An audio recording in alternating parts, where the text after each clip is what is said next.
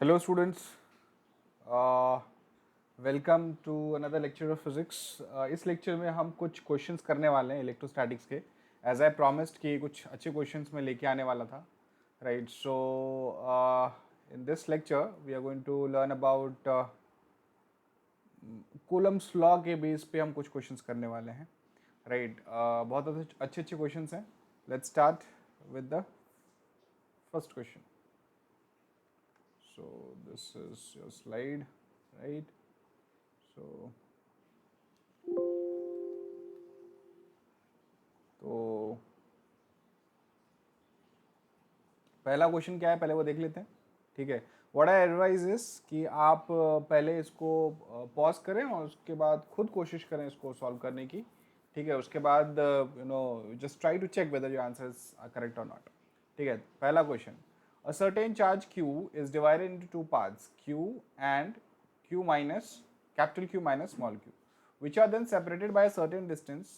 What must Q be in terms of capital Q to maximize the electrostatic repulsion between the two charges? ठीक है, ये आपको question दिया गया है, right. So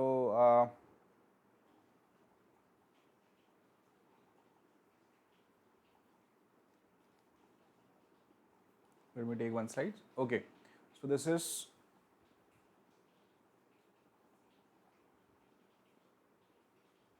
solution for your first question, ठीक है।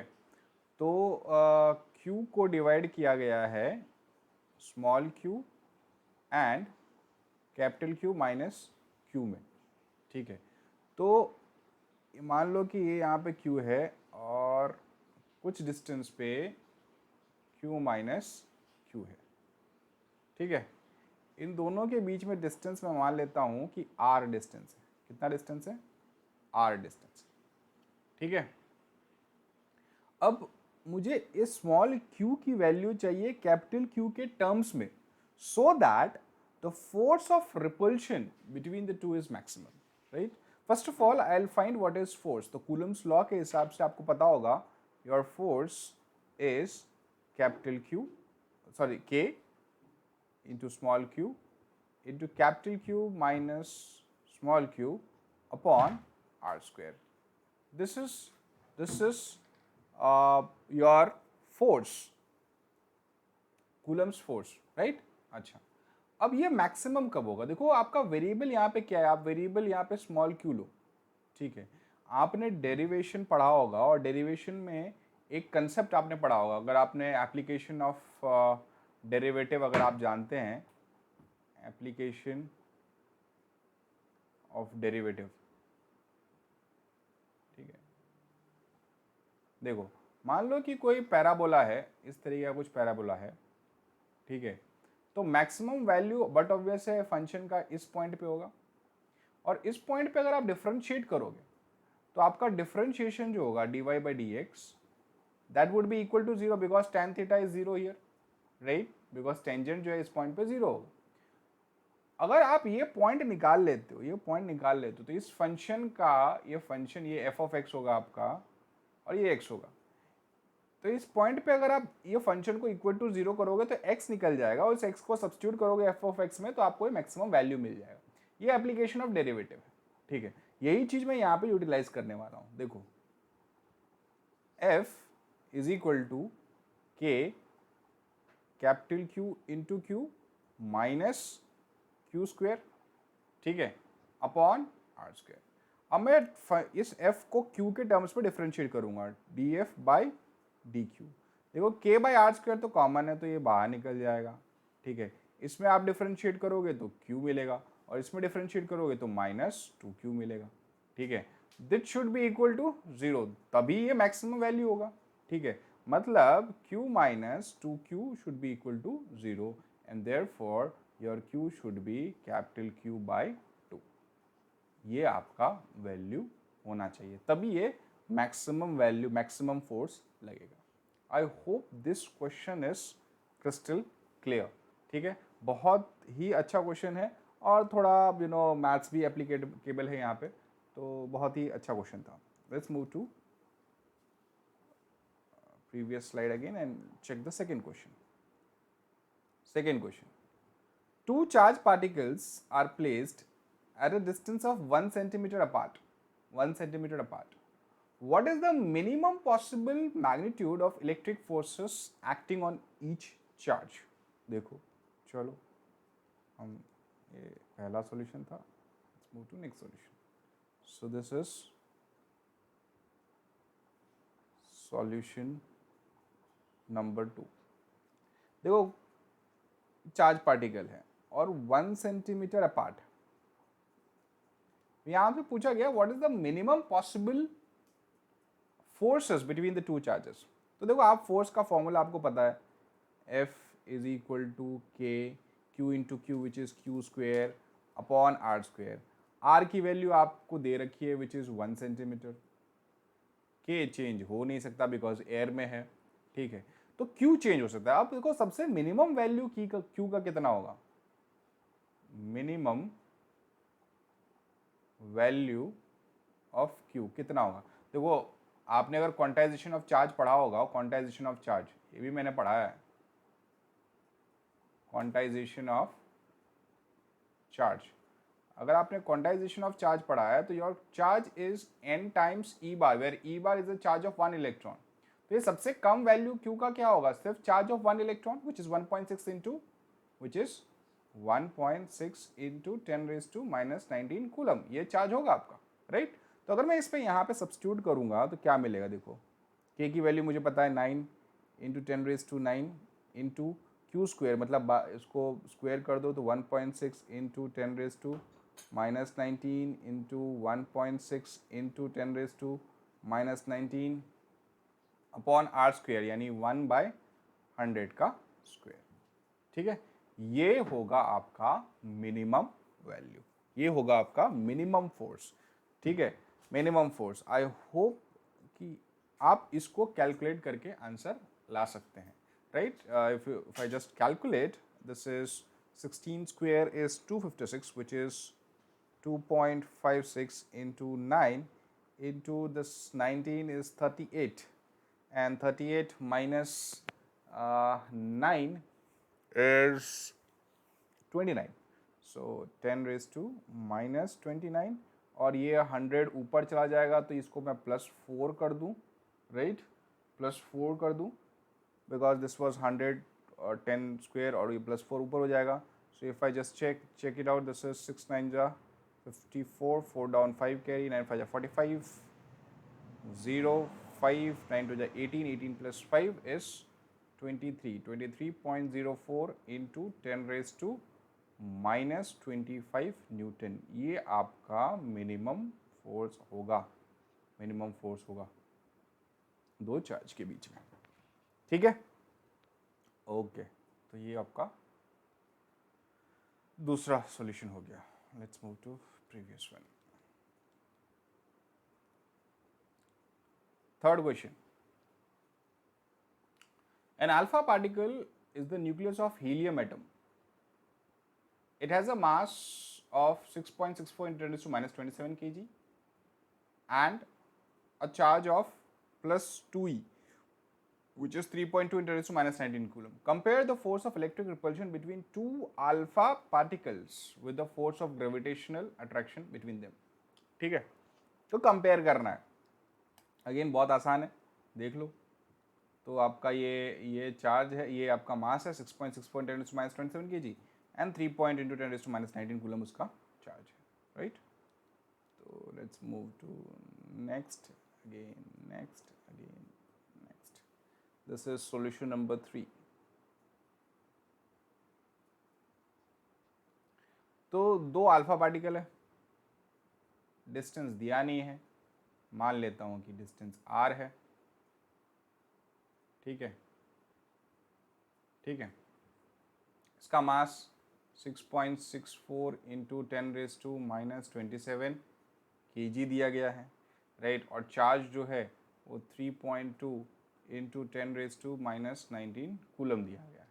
ठीक है, तो आपको ग्रेविटेशनल फोर्स पता है, एफ जी का फॉर्मूला पता है, capital G m1 m2 upon r square ले सकते हो. इलेक्ट्रोस्टैटिक फोर्स का फॉर्मूला पता है आपको, which is k q1 Q2 upon r square ले सकते हो। आप इसको कंपेयर करना है तो एफ जी या F E upon F G या F G upon F E, whatever you can take it. तो क्या हो जाएगा, जी एम सेम है तो ये एम स्क्वायर हो जाएगा upon r square divide by K, q same है तो ये क्यू स्क्वायर हो जाएगा अपॉन आर स्क्वायर, ये आर स्क्वायर कैंसिल हो जाएगा आपका। तो अब क्या हो जाएगा, F G upon F E. तो इस केस में G M square upon K Q square आपका वैल्यू। अब इसमें सब्स्टिट्यूट कर दो, जी की वैल्यू सब्स्टिट्यूट कर दो, एम की वैल्यू सब्स्टिट्यूट कर दो, के और क्यू की वैल्यू सब्स्टिट्यूट कर दो, right. You would get this, it's was not so tough, ठीक है। ऐसे फॉर्मूला याद रखना था आपको, आसानी से आपको ये आ जाता, ठीक है।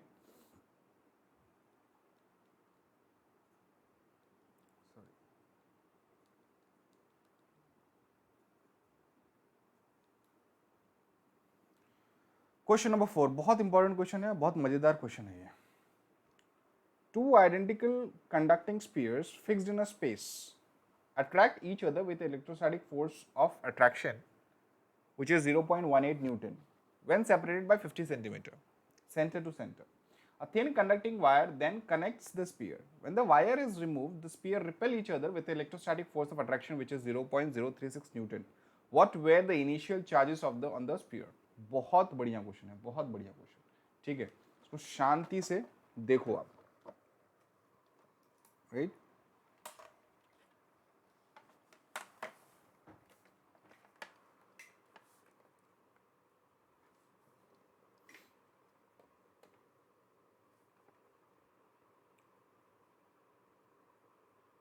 ठीक है, सो दिस इज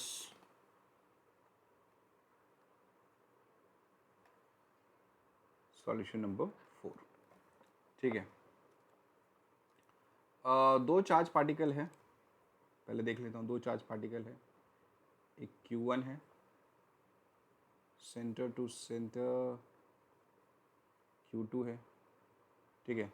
ये बीच में मैं अभी वायर हटा देता हूँ, ये वायर लग रहा होगा आपको, but let me remove this first, ठीक है।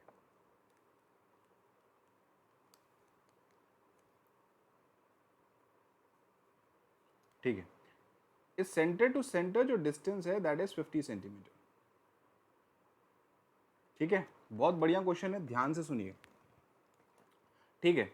तो इसका जो फोर्स है that is K Q1 Q2 upon r square होगा, राइट।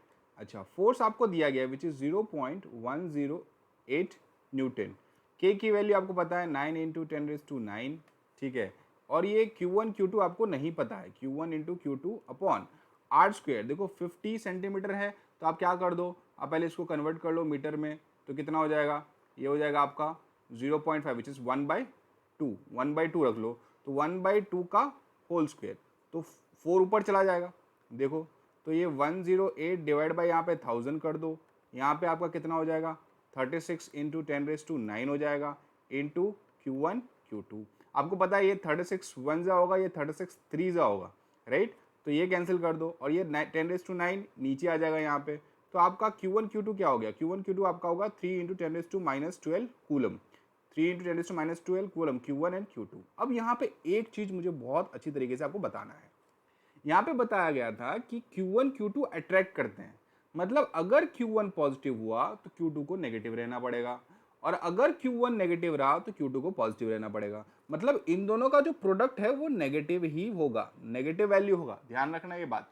Q1 Q2 का जो प्रोडक्ट होगा नेगेटिव होगा, क्यों, क्योंकि ये दोनों अट्रैक्ट कर रहे हैं। क्वेश्चन में आप देखना ये दोनों अट्रैक्ट कर रहे हैं, ठीक है। तो ये चीज आपको ध्यान रखनी है, ठीक है। अब यहाँ पे जो सबसे इंपॉर्टेंट वाली बात है वो आपको यहाँ पे समझनी है। अब क्या बोला गया है, अब ये बोला गया है कि भाई आप क्या करो कि Q1 को वायर से कनेक्ट कर दो Q2 तक, ठीक है। Q1 से वायर को कनेक्ट करो Q2 तक। मैं मानता हूं कि Q1 पॉजिटिव है और Q2 नेगेटिव है, ये मान लेता हूं मैं, ठीक है। अब होगा क्या, देखो मैं इससे पहले ना एक न्यूमेरिकल वैल्यू लेके मैं आपको समझाने की कोशिश करता हूं। मान लो कि ये जो है ये 5 माइक्रोकूलम का है, पॉजिटिव 5 माइक्रोकूलम, ठीक है। और दूसरा जो कनेक्ट होके होगा वो मान लो कि -3 माइक्रोकूलम का, -3 माइक्रोकूलम का, ठीक है। तो चार्ज यहां से यहां फ्लो करेगा, +5 से -3 तक पाइप पहले फ्लो करेगा। तो होगा क्या, पहले जो नेगेटिव चार्ज है उसको बैलेंस करेगा पॉजिटिव चार्ज। तो 5 माइक्रोकूलम से पहले क्या होगा, +3 माइक्रोकूलम चला जाएगा, यहाँ पे 3 माइक्रोकूलम चला जाएगा तो ये 0 हो गया, ठीक है। उसके बाद क्या होगा, इसके पास कितना बचेगा, इसके पास 2 माइक्रोकूलम बचेगा। 2 माइक्रोकूलम बचेगा तो क्या हो जाएगा, 1 माइक्रोकूलम खुद रखेगा और 1 माइक्रोकूलम इसको दे देगा यहाँ पे, ठीक है। क्या ये आपको ये चीज समझ में आई? ये चीज न्यूमेरिकल वैल्यू मैंने देख के रखी तो आपको समझ में आया। तो आपने क्या किया, ये 1 माइक्रोकूलम आपको कैसे मिला, आपने 5 माइक्रोकूलम से पहले जो वैल्यू आपके पास यहाँ पे थी उसको सब्ट्रैक्ट की, 3 माइक्रोकूलम। फिर उसके बाद आपको पता नहीं कि कितना वैल्यू, ये पता नहीं ना आपको कितना, मतलब यहाँ इस केस में तो आपको पता है कि ये 1 माइक्रोकूलम जाएगा, लेकिन इस केस में आपको पता नहीं चलेगा। तो इसको मैं इसके टर्म्स में कैसे लिखूं, देखो ये Q1 आपका पॉजिटिव वैल्यू है, ठीक है। तो नेगेटिव वैल्यू को कंपनसेट करने के लिए Q2 वैल्यू यहां से निकलेगा, ठीक है। और दोनों वैल्यू सेम रहना, क्योंकि जब ये जब तक चार्ज इक्विलिब्रियम में नहीं हो जाएगा, जब तक चार्ज दोनों जगह चार्ज सेम नहीं होगा तब तक ये फ्लो करेगा। तो मैं मानता हूं कि Q वैल्यू यहां से निकला, ये चार्ज बच जाएगा Q1 के पास बाद में, और Q2 के पास सिर्फ Q बचेगा, Q2 के पास सिर्फ Q बचेगा, ठीक है। अब देखो, अब सेकेंड कंडीशन में क्या बोला गया, कि सेकेंड कंडीशन में ये बोला गया कि अब रिपेल कर रहे हैं, अब रिपेल कर रहे हैं, ठीक है, अब रिपेल कर रहे हैं, ठीक है, with the force which is 0.0360 Newton से रिपेल कर रहे हैं, ठीक है, रिपेल कर रहे हैं। एक और चीज, ये दोनों वैल्यू इक्वल होंगे, ये दोनों वैल्यू इक्वल होंगे। तो यहां पे मैं इक्वल करके कंडीशन एक निकाल लेता हूं, तो Q1 minus Q2 minus Q is equal to Q, so Q1 minus Q2 is equal to 2Q। ये आपको एक कंडीशन यहां से मिल गया, ठीक है। देखो यहाँ इस केस में 1 माइक्रोकूलम इक्वल हुए ना, उसी तरीके से ये चार्ज और ये चार्ज इक्वल होंगे। अगर आपको नहीं समझ में आया तो वापस से इस पर्टिकुलर चीज पे जाना, ये बहुत इंपॉर्टेंट तरीका है इसको सॉल्व करने का, ठीक है। अब देखो, अब मैं क्या करूंगा, अब मैं फोर्स लूंगा, force F is equal to K. तो चार्ज देखो, Q1 माइनस Q2 की जगह क्या मैं 2Q लिख दूं, Q1 माइनस Q2 की जगह 2Q लिख दूं, तो 2Q minus Q is Q, right, multiply by again Q divide by R square, distance तो सेम रहेगा विच इज 1/2 का होल स्क्वायर, ठीक है। अब देखो ये देखो Q कहां से आया, क्योंकि Q1 माइनस Q2 मेरा 2Q के बराबर है, इसलिए मैंने यहाँ पे 2Q minus Q is Q, right. तो अब देखो, तो ये कितना हो जाएगा, 36 डिवाइड बाय 1000 हो जाएगा यहाँ पे, because 0.36, right, into 9 into 10⁻⁹ multiply by 4, because ये 4 ऊपर चला गया, इंटू Q स्क्वेयर, ठीक है। तो ये देखो, ये 9 4 ये 36 कैंसिल हो जाएगा, ये 36 कैंसिल हो जाएगा आपका, और ये इधर चला जाएगा तो कितना हो जाएगा, ये 10⁻⁻12 कूलम हो जाएगा, that should be equal to Q square. Therefore जो आपका Q होगा वो कितना होगा, वो 10⁻⁻6 कूलम का होगा, 10⁻⁻6 कूलम का होगा, ठीक है। 10⁻⁻6 कूलम का आपका ये वैल्यू होगा, ठीक है, जो Q यहां से यहां गया, ठीक है, ठीक है, ओके। अब देखो, अब चीजें काफी क्लियर होती जाएगी आपको। अब मैं एक और स्लाइड लेता हूं,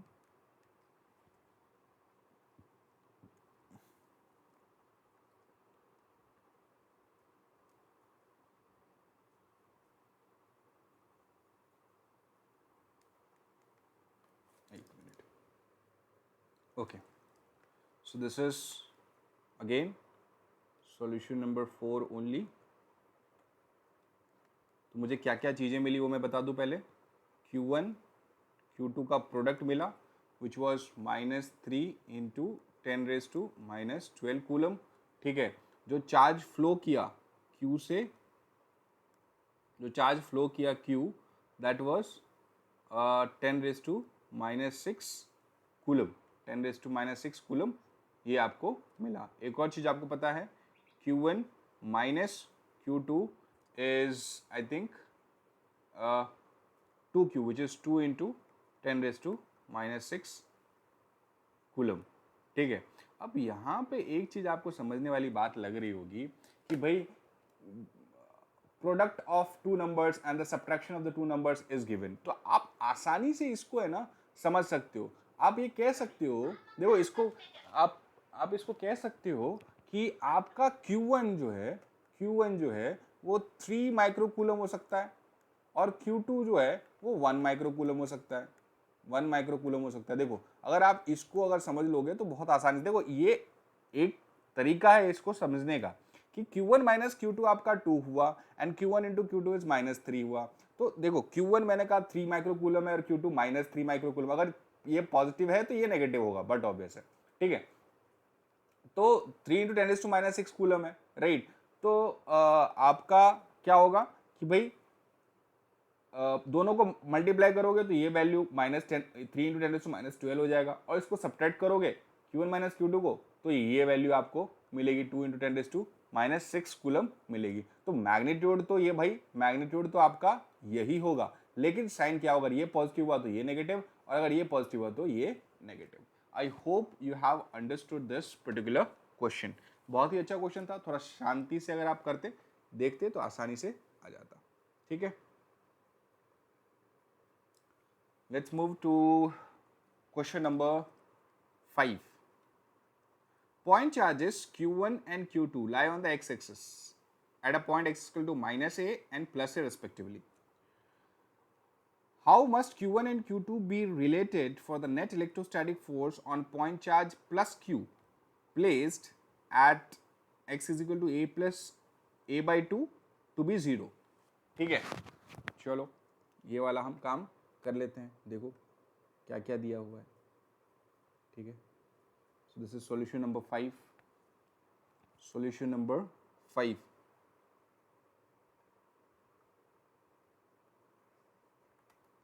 देखो मान लो ये एक्स एक्सिस है, ये आपका ओरिजिन है, ये मान लो। ठीक है, -a पे Q1 है और +a पे Q2 है। ठीक है, मतलब दोनों के बीच में जो डिस्टेंस है वो कितना होगा, 2a होगा, 2a होगा। और +a/2 पे कैपिटल Q है, +a/2 पे कैपिटल Q है। ठीक है, तो ये डिस्टेंस कितना होगा, ये डिस्टेंस तो आपको बट ऑब्वियस से पता चलेगा, ये distance is a/2, this distance, and this distance would be a plus a/2 which is 3a/2, 3a/2। ठीक है, ये नेगेटिव नहीं है, ये बात ध्यान रखना। ठीक है, मैं इसको रब कर दूँ अदरवाइज कुछ प्रॉब्लम ना हो। ठीक,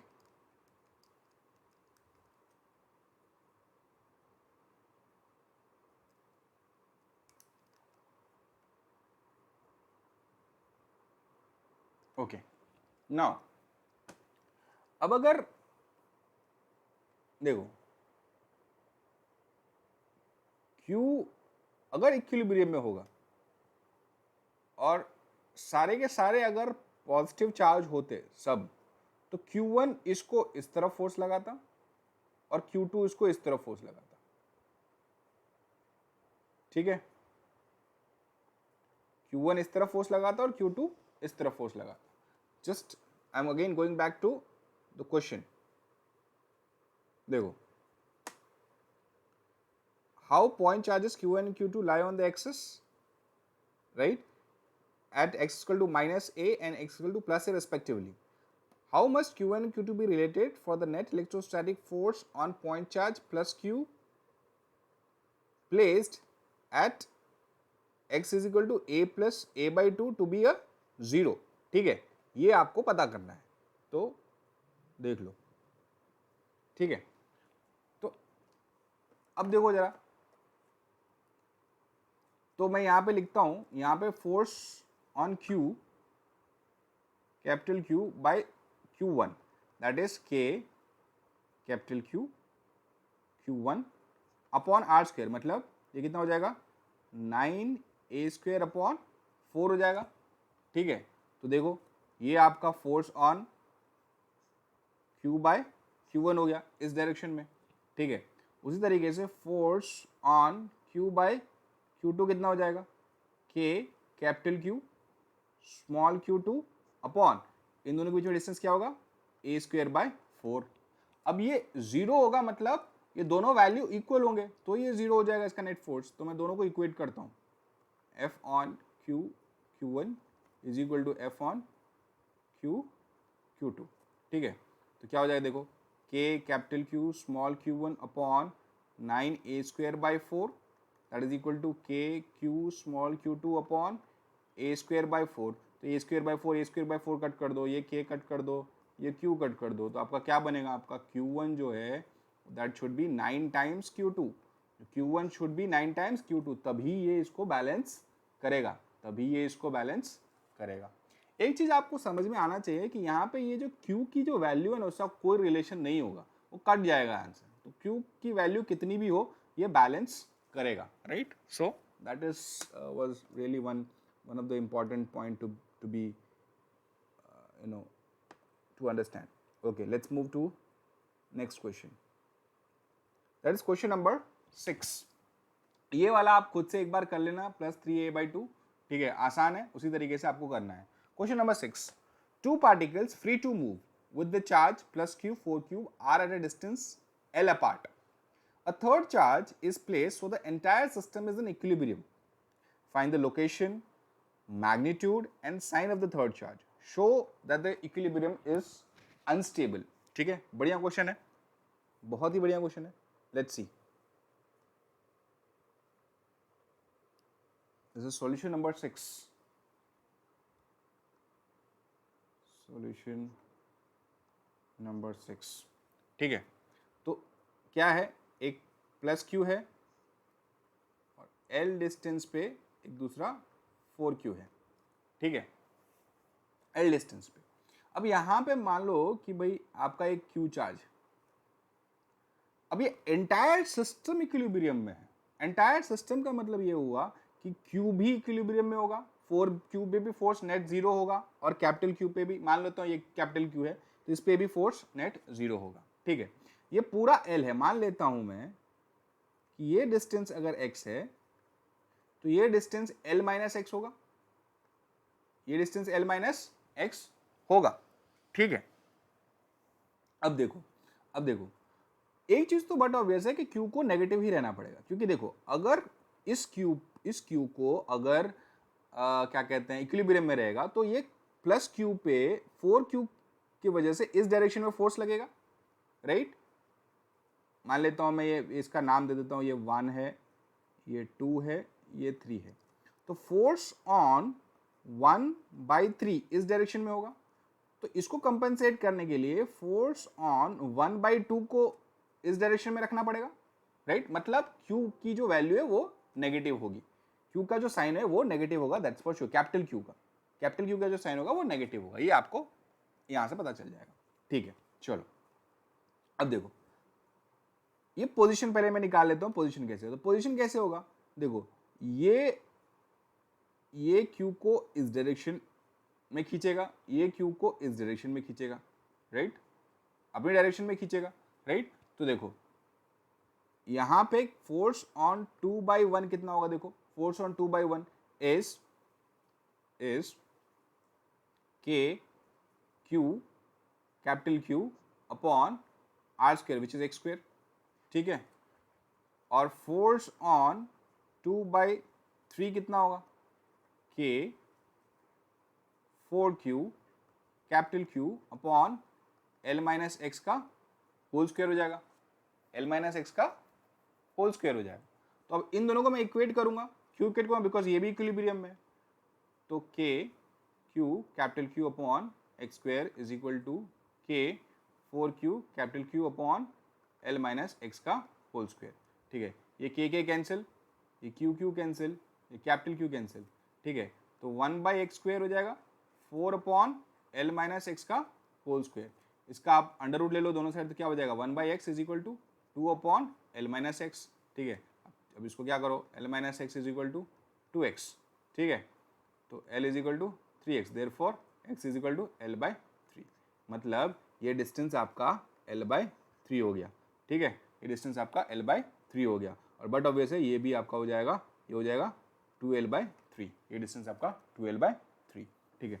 आपने डिस्टेंस पोजीशन तो निकाल ली, क्यू का साइन निकाल लिया, अब आपको क्यू की वैल्यू, कैपिटल क्यू की वैल्यू निकालनी है। तो मैं क्या करूंगा, मैं इस पे ध्यान दूंगा। देखो f ऑन 1/3 कितना होगा, देखो k q into 4q upon l², right, and f on f force on 1/2 कितना होगा, देखो k q capital Q upon l²/9, l/3 का होल स्क्वायर, ठीक है। अब देखो, अब इसको मैं इक्वेट कर देता हूँ, देखो क्या हो जाएगा, k q 4q यानी q इंटू 4q यानी 4q² हो जाएगा, ठीक है, upon l² into k q capital Q upon l²/9। तो देखो एक q यहाँ कैंसिल हो गया, k यहाँ कैंसिल हो गया, ठीक है, l² यहाँ कैंसिल हो गया, ठीक है। Is there any issue?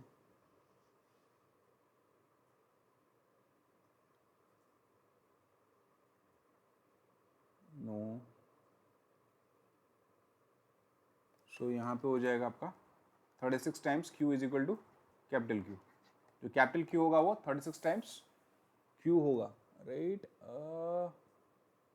No no no, it's 4/9, 4/9, sorry, ये 1/9 है, ये 1/9 है, तो क्या हो जाएगा आपका capital Q is 4/9 small q, 4/9, ये डिवाइड बाय 9 है, इसलिए इधर जाएगा तो यहाँ पे भी डिवीजन में ही आएगा, तो कैपिटल Q इज 4/9 q।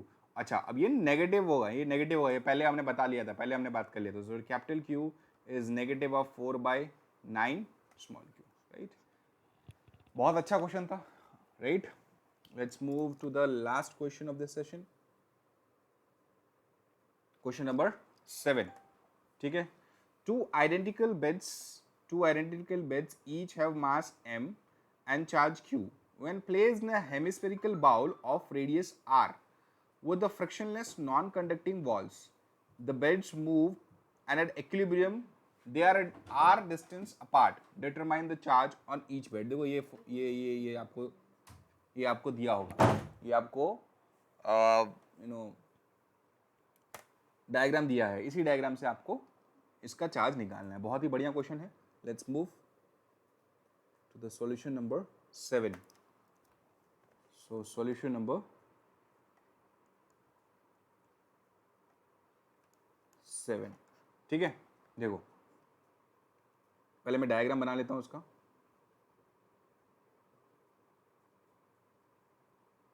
कुछ इस तरीके से हेमिस्फेरिकल है, एक ऑब्जेक्ट यहाँ है, ठीक है, एक ऑब्जेक्ट यहाँ है, और ये सेंटर होगा, तो मान लो ये डिस्टेंस भी r है, ये डिस्टेंस भी r है, ठीक है, और ये डिस्टेंस भी r है। इसका कहने का मतलब क्या, ये ट्राइंगल बनेगा तो ये एंगल 60 डिग्री है, ठीक है, ठीक है, ओके। अब यहाँ पे समझने वाली बात क्या है, देखो चार्ज है, तो मैं नाम दे देता हूँ, मैं एक काम करता हूँ, मैं अपना इसका कलर चेंज कर लेता हूँ, तो ज़्यादा अच्छे तरीके से आपको समझ में आएगा। Colour, let me take red. देखो ये मान लो कि 1 है, ये 2 है, ठीक है, तो ये इसको इस तरफ एक फोर्स लगाएगा, इलेक्ट्रोस्टैटिक फोर्स ऑन 1/2, ठीक है, ठीक है, अच्छा अच्छा। अब ये इक्विलिब्रियम में है, तो एक और मैं कलर लूंगा ताकि और अच्छे तरीके से समझ में आ जाए। Let me take green. देखो क्या आपको लगता है कि इस डायरेक्शन में एक नॉर्मल लग रहा होगा, उसको एक नॉर्मल लग रहा होगा इस डायरेक्शन में, ठीक है, तो मैं क्या करूंगा, मैं इसका एक एंगल बनाऊंगा यहाँ पे, देखो नॉर्मल एक ऐसा बनाऊंगा, और ये जो है ये 30 डिग्री, ये 60 डिग्री है। तो इस नॉर्मल को अगर मैं रिजॉल्व करूँ इस डायरेक्शन में, तो ये हो जाएगा n cos 60, और ये ऊपर वाला हो जाएगा n sin 60, ठीक है। बहुत बढ़िया क्वेश्चन है, देखो जरा, n cos 60 and n sin 60, ठीक है। और नीचे की तरफ उसका वेट लग रहा होगा mg। अगर आपने ध्यान से देख लिया तो बहुत काम बन गया। तो मैं आप इसको फ्री बॉडी डायग्राम बनाऊंगा। देखो मैं फ्री बॉडी डायग्राम बनाता हूँ इसका। Let me change the colour again. देखो ये छोटे से स्फीयर का फ्री बॉडी डायग्राम बना रहा हूँ मैं आपको। क्या है, इस डायरेक्शन में इलेक्ट्रोस्टैटिक फोर्स है, फोर्स ऑन 1/2। ऊपर की तरफ एक नॉर्मल है, नॉर्मल का साइन कंपोनेंट n sin 60। इस डायरेक्शन में है n cos 60 और नीचे की तरफ उसका वेट है mg, ठीक है। नीचे की तरफ वेट है। देखो नॉर्मल उसको ये नॉर्मल लग रहा था, ये नॉर्मल एक लग रहा था इस तरफ, इधर से इसको रिजॉल्व करके ये और ये डायरेक्शन, ठीक है। तो आपको समझ में आ जाएगा। अच्छा तो n sin 60 कितना होता है, √3/2 should be equal to mg, ठीक है। तो आपका n किसके बराबर, n होगा 2mg/√3 के बराबर। ये आपका नॉर्मल फोर्स हो गया। फिर क्या होगा, फिर देखो, फिर आपका जो फोर्स ऑन 1/2 है वो क्या हो जाएगा, k q चार्ज सेम है तो q² हो गया, राइट। तो that should be equal to n cos 60। n आपका क्या है 2mg√3, n cos 60 क्या होता है 1/2, तो ये कैंसिल हो गया आपका। तो देखो आप क्या है अभी, so your kq²/r² is equal to mg/√3, ठीक है। तो क्या हो जाएगा, देखो आपको q² लेना है, so that is equal to r² mg/√3 times k। तो therefore your q is equal to √r² mg/√3 times k। ये आपका इसका चार्ज हो गया, ठीक है।